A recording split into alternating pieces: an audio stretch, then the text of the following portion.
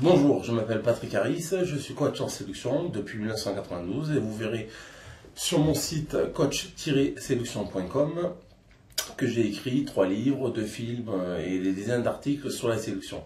C'est donc avec plaisir que je vais voir avec vous le sujet comment séduire sur Internet. Évidemment, il y a beaucoup de personnes qui vous affirmeront Internet, c'est pas bon. Les photos ne correspondent pas. Les professions non plus, on perd son temps, ça marche pas. Certes, la séduction sur Internet, c'est comme la séduction dans la vie réelle.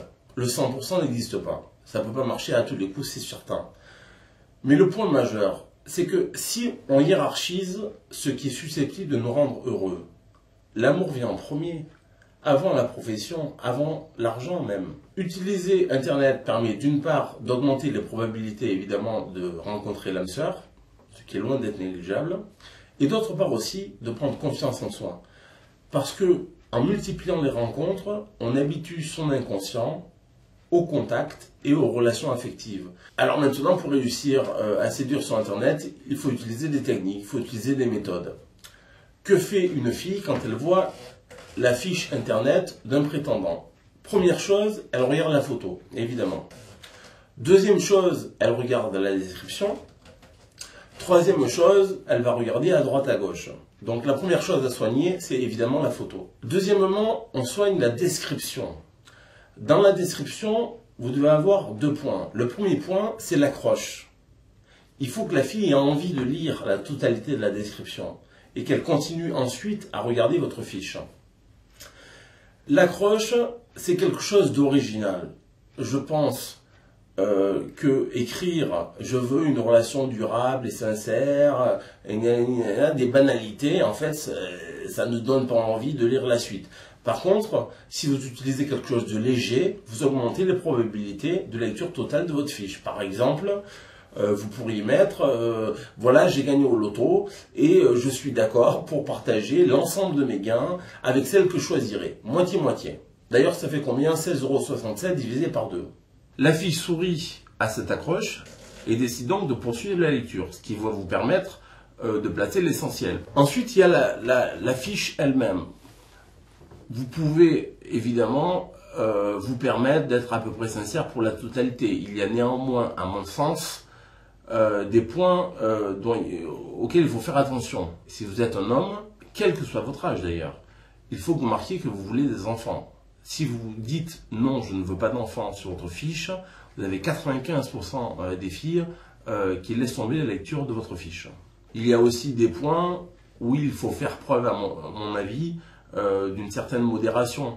Je pense que ce serait excessif, par exemple, de dire que vous aimez le hard rock et le heavy metal, parce que vous allez illuminer un grand nombre de jeunes prétendantes. Ensuite, une fois que votre fiche est bien remplie, vous allez envoyer des mails, évidemment. Vous allez regarder les jeunes femmes qui habitent à proximité de chez vous. Alors, pour envoyer des mails, vous avez 2 solutions. Soit vous privilégiez la quantité, soit vous privilégiez la qualité. Privilégier la quantité, c'est quoi? C'est utiliser l'adage, la quantité engendre la qualité. C'est-à-dire que vous faites du copier-coller, vous changez juste, vous mettez juste le pseudo, et vous l'envoyez au plus de femmes possible. Alors, l'avantage de cette méthode, évidemment, c'est la rapidité. Vous allez toucher un maximum de cibles en moins de temps. La deuxième possibilité, c'est de privilégier la qualité. Vous lisez bien la fiche, vous lisez bien la description et vous vous appuyez sur l'ensemble des informations que vous avez lues pour faire un message personnalisé. Vous reprenez la description et évidemment vous rebondissez sur chaque précision. Donc la fille aura vraiment l'impression, à juste titre, que vous vous adressez à elle. Comment choisir la quantité ou la qualité? À mon avis, si vous habitez à Paris, à Lyon ou à Marseille, c'est-à-dire dans les grandes agglomérations, il vaut mieux choisir la quantité. C'est vrai que le nombre permet des résultats satisfaisants. Bon. Par contre, si vous habitez dans des petites villes comme à Nîmes, 100 000 habitants, il vaut mieux choisir la qualité, puisqu'au bout d'un moment, vous ne pourrez plus utiliser cette quantité, puisqu'il n'y aura plus de prétendantes. Maintenant, il faut savoir quel site de rencontre choisir. À mon avis, il vaut mieux choisir le plus gros site de rencontre, c'est-à-dire qui va comporter le plus d'adhérents possible.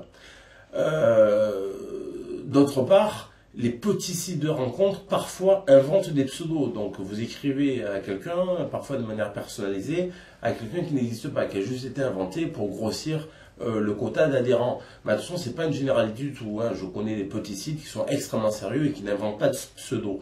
Mais à mon avis, choisir un site de rencontre renommé va contenir suffisamment d'adhérents et d'adhérentes pour que vous puissiez arriver à un résultat satisfaisant. Voilà, c'est la raison pour laquelle je conseille toujours aux célibataires qui me consultent de s'inscrire sur un site de rencontre. J'espère que vous ferez de même et que vous aurez beaucoup de succès.